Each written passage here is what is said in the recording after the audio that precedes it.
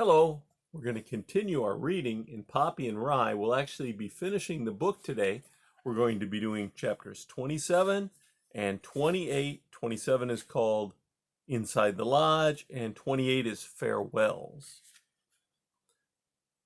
When the first beaver cried out a warning that Rye was escaping, the second one spun about. "Run!" Poppy cried and headed straight for the vine. Rye tore after her. Poppy reached the vine first. She made a flying leap, grabbed it, swung wildly, steadied, then began to haul herself paw over paw and paw until she made herself stop and see where Rye was. To her horror, she saw that Rye had not reached the vine. Moreover, one of the beavers had gotten to the center of the lodge first and was blocking his way. The other beaver, meanwhile, was circling behind him. "There's one behind you," Poppy called. Rye spun about, saw the beaver, and darted toward the side of the lodge. Meanwhile, the beaver just below the vine stood up and tried to grab Poppy. Scrambling higher, she managed to elude the beaver's claws. The beaver responded by grabbing hold of the vine and yanking, pulling it all down, including Poppy. Down Poppy plummeted, landing with a thud on the soft floor of the lodge where she lay dazed. The vine, as it fell, dropped around the beaver. When the beaver tried to get rid of it, he became thoroughly entangled. Rye, watching Poppy fall, gasped. Though the other beaver was coming right at him, he made a U-turn and shot back toward her. The beaver pursuing him was thrown off. She swiped at him but missed. Rye approached the first beaver. Realizing that he was still enmeshed in the vine, Rye ran forward and reached Poppy's side. Poppy struggled woozily to get up. Rye helped her. "Come on," he cried, and led her back toward the broken cage. The beaver, entangled in the vine, tore free. He hurried to where the other beaver was. Together, they went after the mice, certain they had them cornered. Moreover, moving carefully, not wishing to miss their chance, they slowed down and began to creep forward. "Are you all right?" Rye asked Poppy. He was whispering. "I think so." "What should we do?"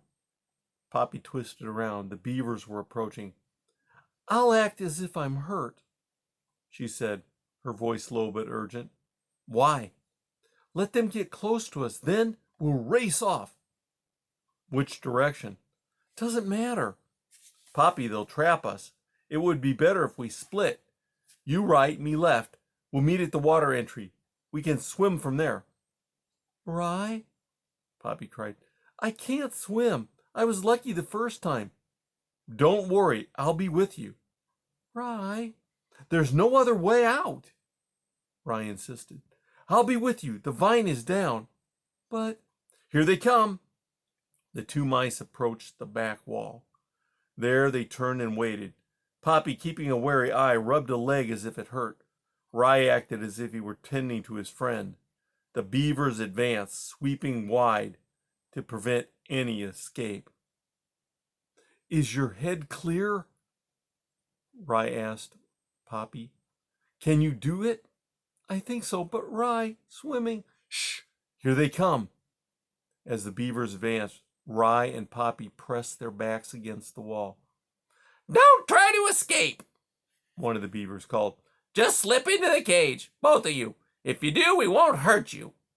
They lumbered forward. Just as they were about to grab the mice, Rye shouted, "Go!" The two mice tore off in opposite directions. The beavers, taken by surprise, lunged forward, but missed. Rye and Poppy, racing in separate paths, reached the far sides of the wall. They cut across to the shelf that hung out over the waterway. Rye was ready to dive in. Poppy held back. Rye looked behind. The beavers, furious at being tricked again, but seeing where the mice were perched, galloped across the center of the lodge in pursuit. "Jump in," Rye called. "I can't," Poppy cried. "I'll drown. I know I will." "You must."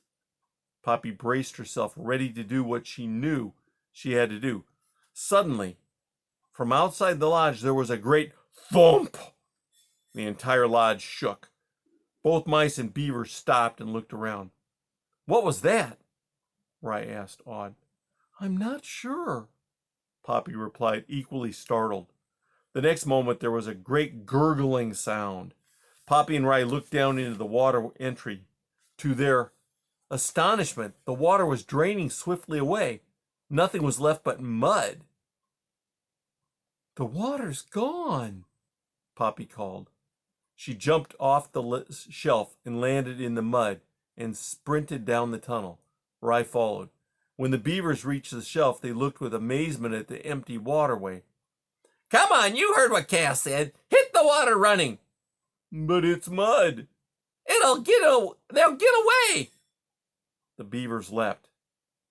Bigger and heavier than the mice, they sank deep in the mud. "Help! Help!" They cried. But the more they struggled, the more they sank.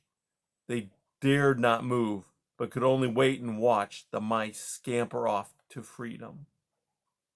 Chapter 28, Farewells. With the dam broken, the brook soon resumed its calm, meandering state. The water cleared, the waterlogged banks dried. Almost overnight, new green shoots sprang up. Lilies quickly reestablished themselves. Once again, butterflies and dragonflies danced lazily over the languid mirror surface. The beavers retreated far up the brook. No one saw anything more of them, not their teeth, their tails, or their dams, or heard their thoughts. Within a week, Poppy and Rye were married by the mice's old nest, which, after it had dried out, had been reclaimed by Valerian and Clover.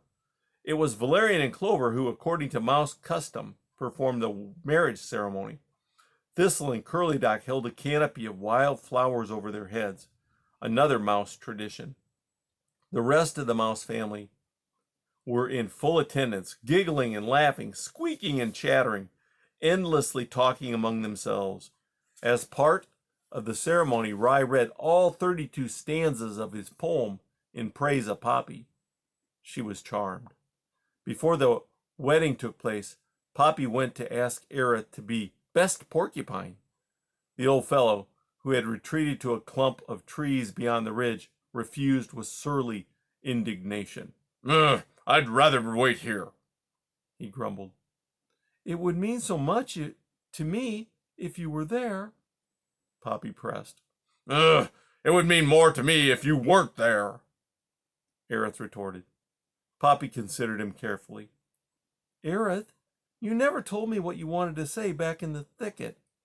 "Forget it," he muttered. "Aerith," she said, "I know you don't want me to say it, but you really are the greatest and sweetest of porcupines and the ultimate best friend to have come back." "I only came back because I couldn't find my way home to Dimwood Forest," Aerith sneered. "I needed to get you to get me back home." "But you did good," Poppy insisted. "If you hadn't come, the beavers would have won." "Beavers," Aerith grumbled. "Bunch of furry-faced chisels." "Well," Poppy said, "I still wish you'd come to the wedding." And before Aerith knew what she was doing, she went up to him and kissed him on the nose. "Mouse mush," Aerith muttered. As Poppy went away, he started to rub the kiss away, but suddenly changed his mind. Instead, he sat for a long while, cross-eyed, staring at his nose. Once the marriage ceremony was over, Rye announced that he and his bride would be leaving the woodlands and going to Dimwood Forest to Poppy's home. The couple invited the family to visit as often as possible and promised to return when they could. Poppy made her own goodbye. "I have loved 2 of your sons," she told Valerian and Clover. "What fine parents you are. We can only hope to do the same." They all hugged one another. With such a large family, it took a long time. And then side by side, Rye and Poppy hurried up the hill. Aerith was waiting. "Did you get stuck together?" he asked sourly. "It was a beautiful ceremony," Poppy said. "I would have loved you to have been there." "Love," Aerith sneered. "Less said about that slop, the better. Come on, let's go home." They started off. Early on, however, they came to the meadow where Poppy and Rye had first met and danced. Rye looked at Poppy. Poppy looked at Rye. They did not need to say a word. They held up their paws and began to dance upon the meadow. They dipped, they jumped, they swayed, they twirled and whirled. Aerith, keeping his distance, watched from afar. Though he tried to hide it, the old porcupine allowed himself a small hidden smile and a tear. Catching himself, he frowned and turned his back on the dancers. Love, He complained bitterly. nothing but slug splat stew and toad jam. Phooey. But Aerith never did wash his nose.